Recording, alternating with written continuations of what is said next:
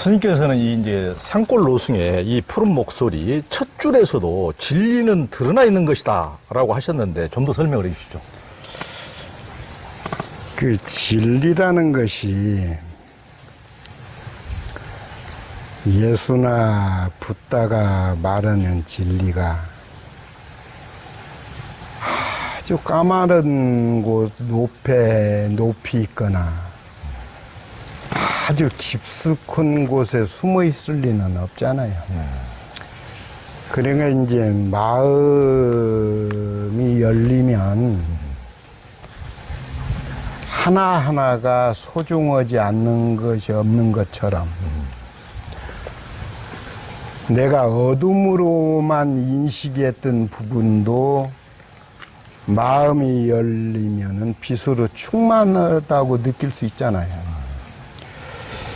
나는 반려자 복이 어지간히 없다고 반려자 탓을 했던 사람도 자기 닫힌 마음의 문이 열리면 더울 수 없이 좋은 반려자 만남에 대해서 고마워하고 감사할 수도 있잖아요. 그러니까 이 진리는 생각이 바뀌어야 진리가 무엇인가를 체감하게 되는 것이고 마음이 열려야만이 아하, 내가 따로 나를 떠나서 나홍선사, 그러니까 조선 천 개국할 때 관여했던 나홍선사한테는 개국대 강의하신 무학대사. 아니 무학의 스승이 나홍이거든. 예, 예. 이제 나홍도 상당히 관여를 했어요. 나홍은 큰 스님이라서 광주 회암사에서 주로 계셨고 예, 예. 무학은 조금은 활동적인 모습을 보이다 보니까 정도전과 서로 각을 세우면서 개국하는데 양대 산맥처럼 활동을 했지만 예, 예. 나홍도 영향을 많이 미친 분이에요. 예. 나홍 스님의 여동생이 독실한 불자라서 예, 예. 오빠 나 아미타불 꼭 좀 뵙고 싶어. 그래서 내가 정성스럽게 법당에 가서 아미타불을 부르면서 기도할 거야.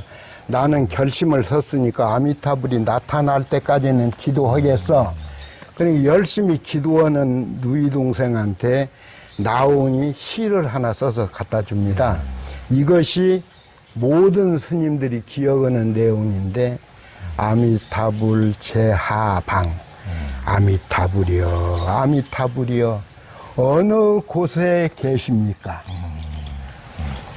그 다음에 착득 심두 절망망 간절히 마음을 모아서 아미타불을 찾고자 하나 찾을 기미가 보이지 않습니다. 세 번째가 염도염궁 무렴처. 그러나 아미타불을 찾고자 하는 그 간절한 마음이 무렴처에 이르고 보니 삼매경에 이르고 보니 육문상방 자금광. 육문은 눈, 귀, 코, 입, 몸 뜻을 6가지 문으로 본 거예요. 육문상방, 항상상자, 노을방자, 금색 찬란한 광명을 내는 아미타불이 이제 알았네. 내 몸뚱이를 떠나서 따로 없다는 것을, 이런 내용이거든요. 그러니까 이 진리라는 것이 제가 인도에서 종교적인 체험을 밤 11시쯤에 했는데도 거기는 우리처럼 내원이 이렇게 전력난인지 모르지만은 어둠과 빛을 길을 안내해 줄 정도지 그렇게 우리처럼 휘황찬란하지 않아요. 물론 이제 큰 도시는 다르겠지만은 제가 그 종교적인 체험한 것도 올드델리니까 그것도 큰 도시예요. 많은 종교 체험을 체험해서 제가 느낀 것이 이제 알았네. 움직이는 건 하나하나가 다 아름답구나. 내가 소홀했던 것도 소홀할 일이 아니네. 모든 것이 저 사람 나한테 덕을 끼친 적도 없고 저 사람 나한테 잘해, 그게 아니에요.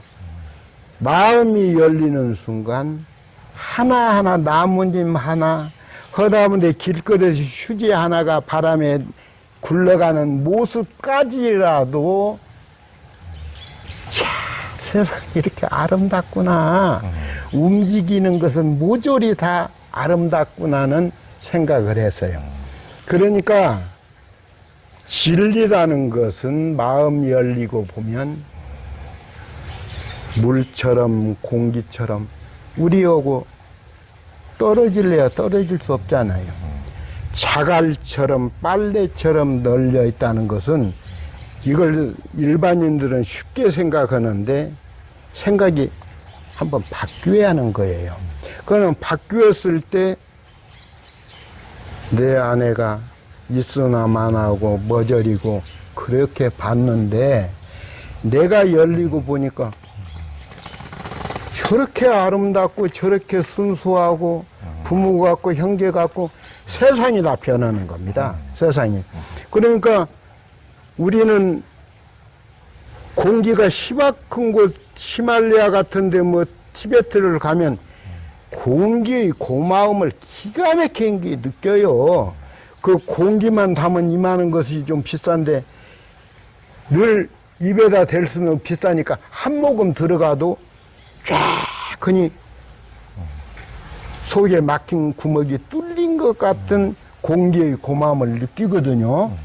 그러니까 이 세상 참 팍팍하고 고단하고 내 인생은 어떻게 이렇게 어둠의 자식으로 태어나서 나는 한번 기 한번 피지 못하고 주위를 둘러봐도 나한테 도움 줄 사람이 없고 이렇게 부정적으로 살던 사람도 마음이 열리면은 아닌데 내가 곧 중심이고 내가 인사이드고 나는 선택된 사람이고 내 나이가 75이면 내 인생의 황금기는 지금이고 그리고 어제도 내일도 아니고 오늘이고 나는 복으로 제가 그래서 썼지만 공양주 없이 밥 오고 뭐 처사 없이 마당 풀 뽑고 마당술 이게 행복이다. 내가 움직일 수 있다는 것도 생각 바꾸면 제 나이 되기 전에 죽은 스님들 많아요. 도반들 중에서. 그러니까 진리를 알면은 자유로워지는 겁니다. 매사에 집착할 때 분별심도 일어나고 비교하는 것도 생각하고 자기 처지를 쫄아서 보는데 축소지향적으로 일본인처럼 그렇게 볼 게 아니고 깨닫고 보면 너무 고맙다, 감사하다. 그리고 하나하나가 소중하지 않은 게 없고 그래서 물처럼 널 먼 데서 찾지 마라. 물처럼 공기처럼 자갈처럼 우리 일상생활에서 늘 볼 수 있는 것 자체가 진리 아닌 게 없다. 그럴 것 같으면 나의 부모도 나의 반려자도 나의 아이도 내 소속되어 있는 직장의 동료까지도 소중하게 알게 되는 거죠. 이제 진리를 알게 되면.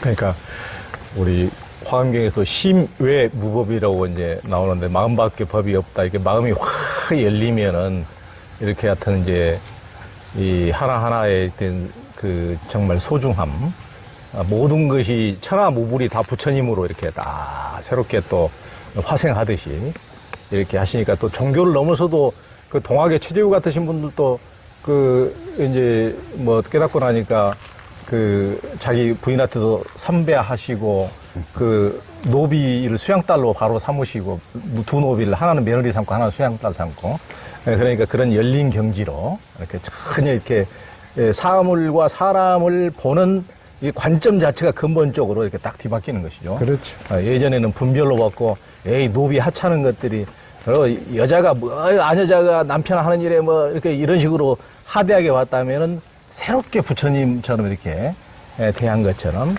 같은 사람 같은 사물도 전혀 다른 관점으로 보게 되는 이런 것을 이제 말씀해 주셨습니다. 그러니까 우리 모든 드러나 있는 두두물물 우리가 경험하고 우리가 살아가는 세상 자체가 진리 아닌 것이 없다.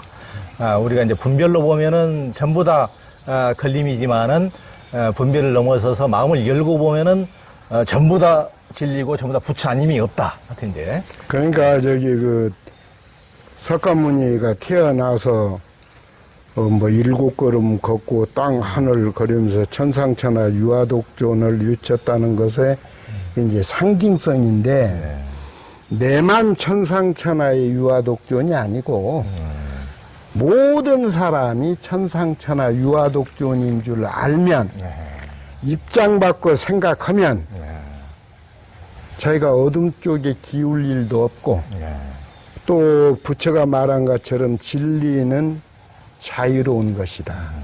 편안한 것이다. 행복에 이르는 것이다. 그런 거죠. 특히 이제 향봉 스님께서는 참으로 영험 깃든 도량은 가족이 머무는 가정이 으뜸 도량이라고 하셨어요. 보통 이제 종교는 기독교라면 교회에 와야 복을 받고 불교라면 절에서 복을 빌어야 복을 받는다. 가정보다는 종교를 중요시하게 하고 자기 종교에 사람을 가두려고 하는 특성이 많은데 스님께서는 왜 참으로 영험이 있는 도량은 가족이 머무는 가정이 으뜸 도량이다 이렇게 말씀하시는 겁니까?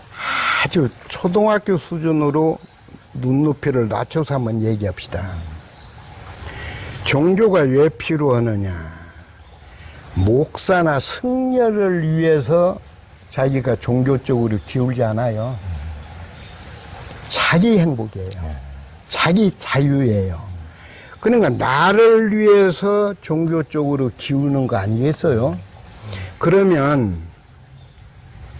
요즘 대단히 한국 기독교나 불교가 잘못되어 가는 것은 내가 다니는 교회나 성당이나 사찰에 목사님이든 신부님이든 주지스님이든 가정 나와 한 이불을 덮고 한 밥상에 앉는 배우자나 가족보다도 우선시해요.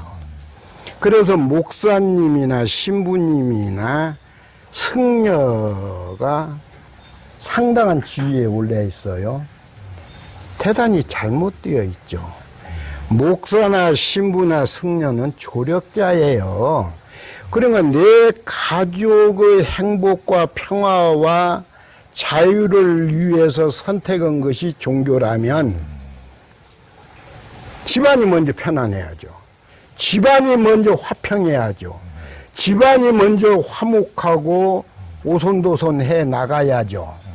그런데 신앙을 앞세워서 우리는 매끈이 끼니를 좀 걸르는 한이 있더라도 사찰 불사에 내가 동참해야 한다. 내가 교회 뭐 하는데 헌금 내야 한다. 이게 우선시 되는 모습은 참 신앙과는 거리가 있는 거죠. 그러니까 만일의 경우 봅시다. 지금 여기다가 이 땅이 몇백 년, 몇천 년 전으로 하면 이 땅이 산이었어요, 산 아니었어요? 산이죠, 이렇게 산이었겠죠? 네. 그러면 이제 그 산에 털을 다듬고 법당 형식의 건물을 만들고 거기다 나무나 쇠로 만든 부처를 모시니까 기도타가 된 거예요. 그러면 여기는 산이었고 내가 사는 집도 좁기는 하지만 그냥 맨 땅에다가 어떻든 무슨 건물 형식으로 해서 가족이 모여 살지 않아요?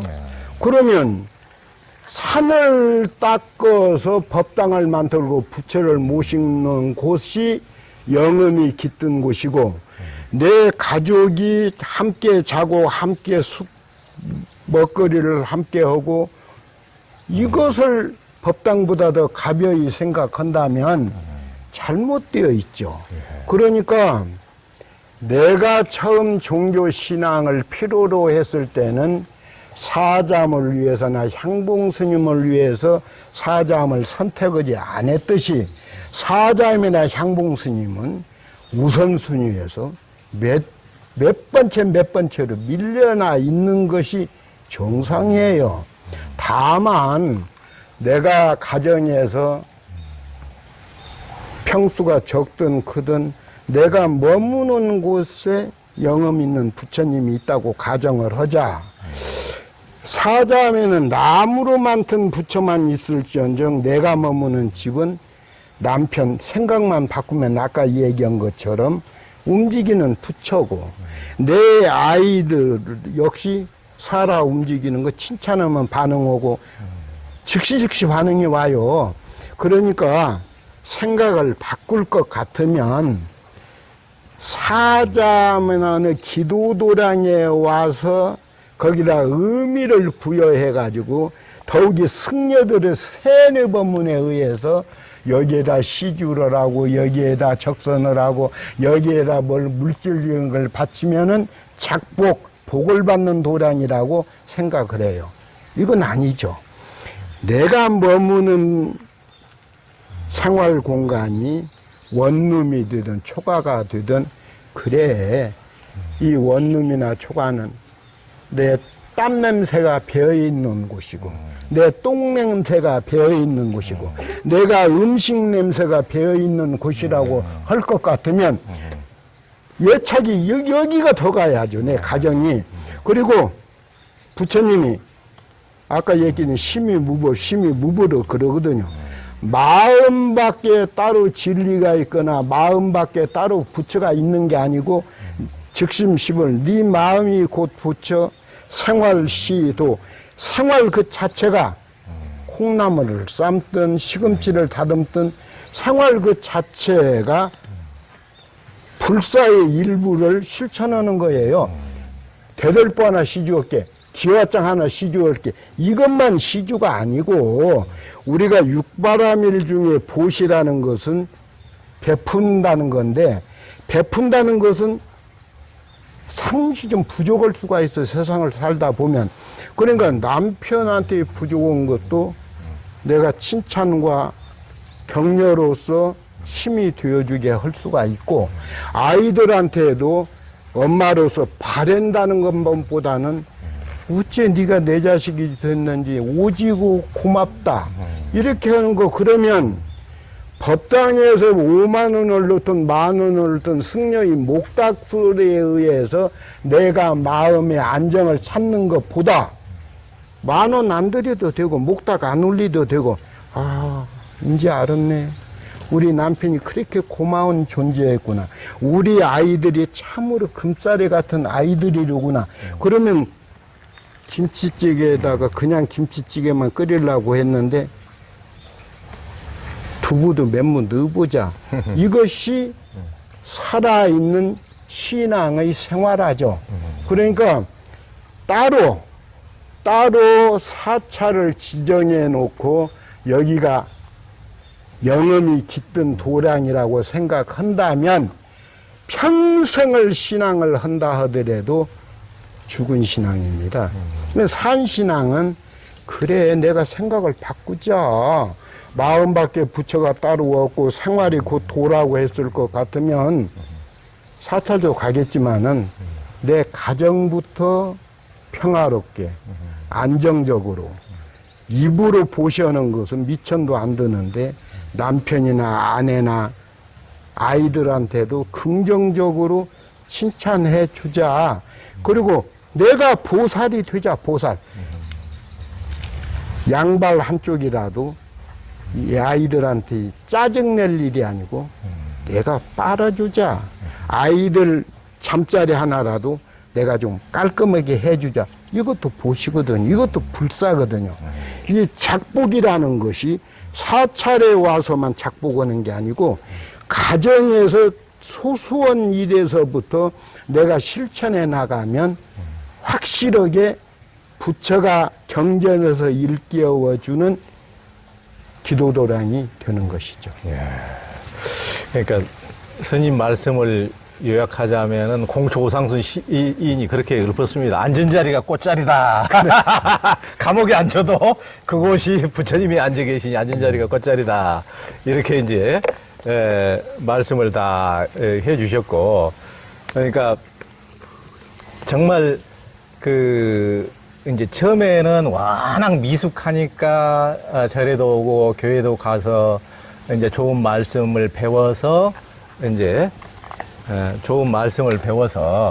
이제 가정이나 직장에 돌아가서 제대로 사람들을 존중하고 열린 마음으로 대하고 이제 그러라고 그러는 것인데, 사람들이 가정도 직장도 다 도외시해버리고 절이나 교회만 빠져가지고 그렇죠. 완전히 내팽개쳐버리고 이렇게 하면은 종교에 원래 있던 본말이 전도된 거다. 그렇습니다.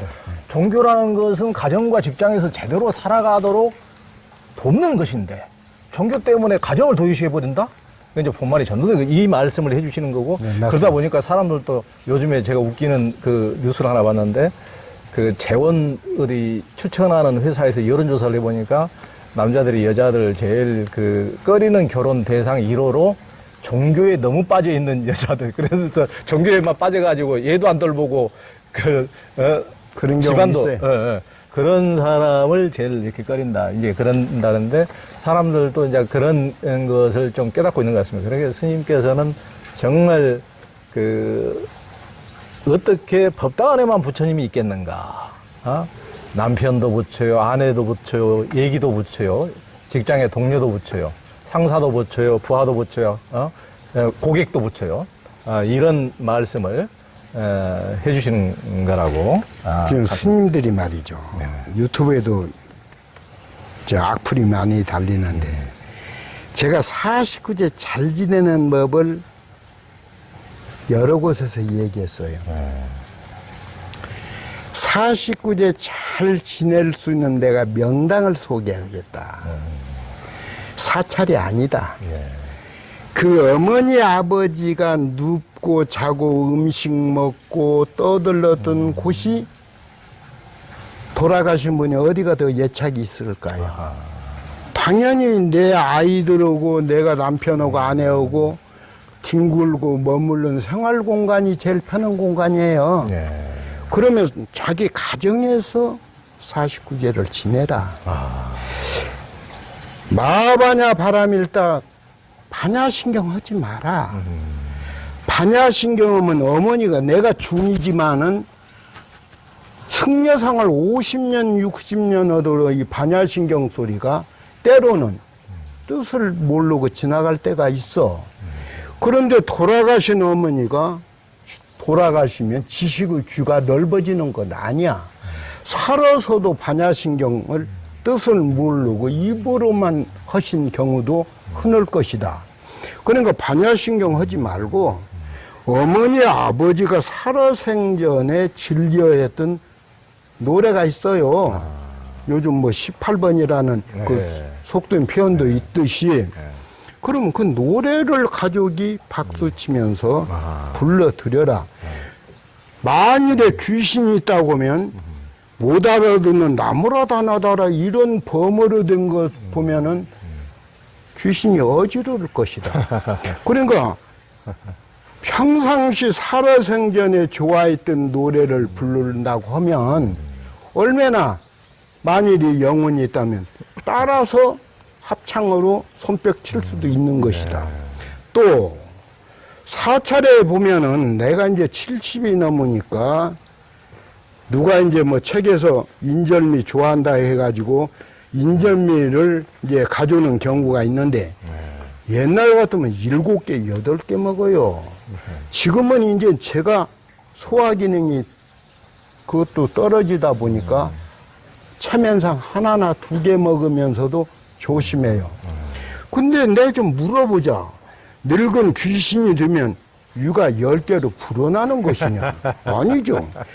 억수로 체리거든요. 이거 한 가정이 20명, 30명이 떼거리로 와서도 먹어도 못 먹을 음식들이에요.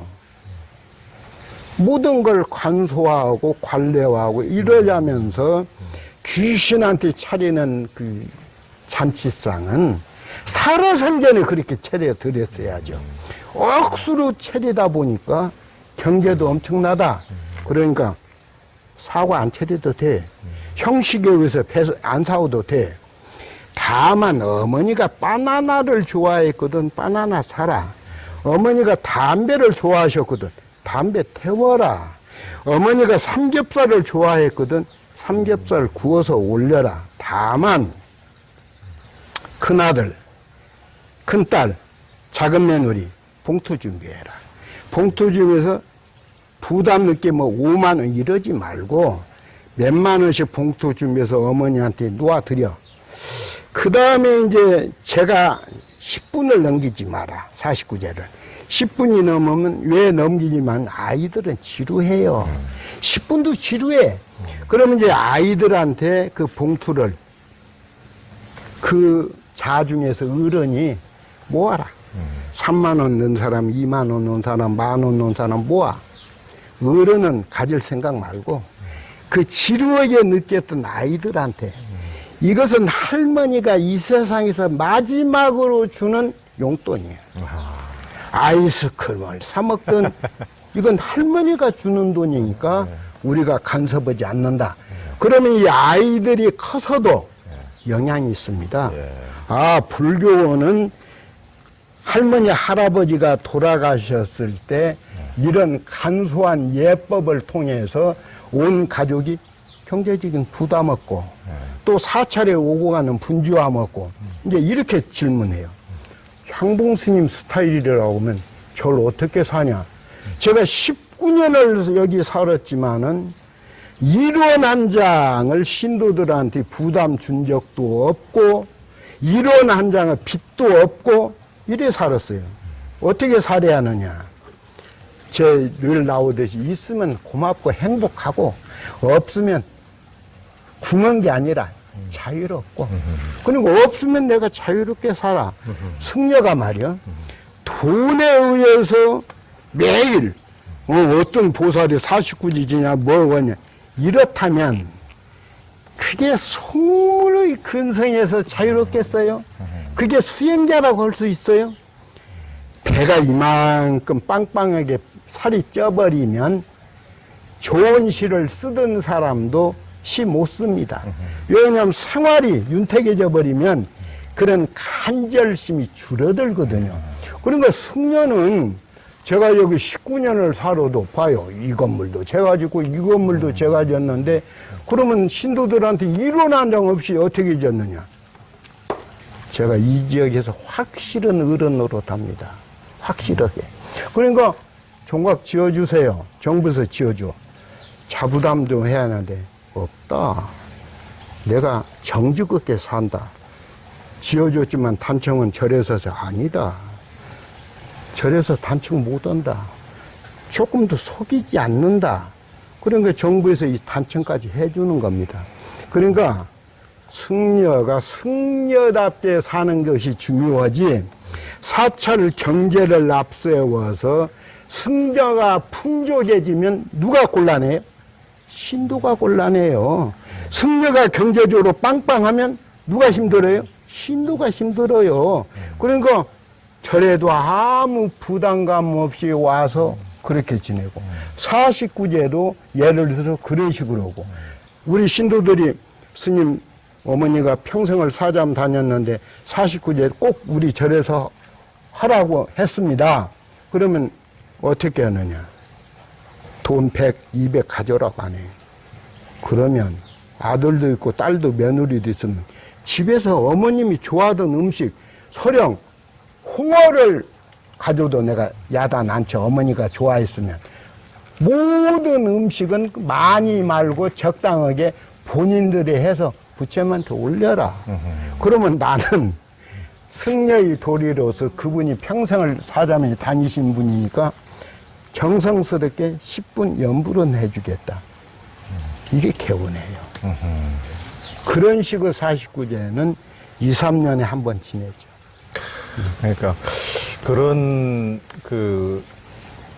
이렇게 심플하고 이런 데는 이런 사찰은 참 사잠밖에 거의 들어본 적도 없는데 하여튼 사잠에 불자들은 참 축복을 받은 듯합니다.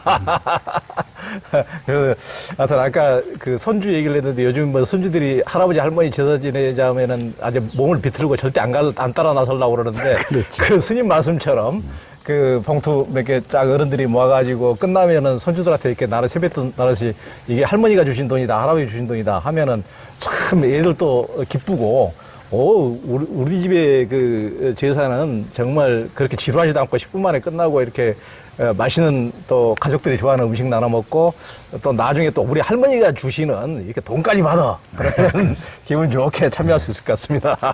하여튼 스님은 연세가 70대 중반이시면은 하여튼 20대 중반보다 이 부림부림한 아이디어가 이게 나오십니다.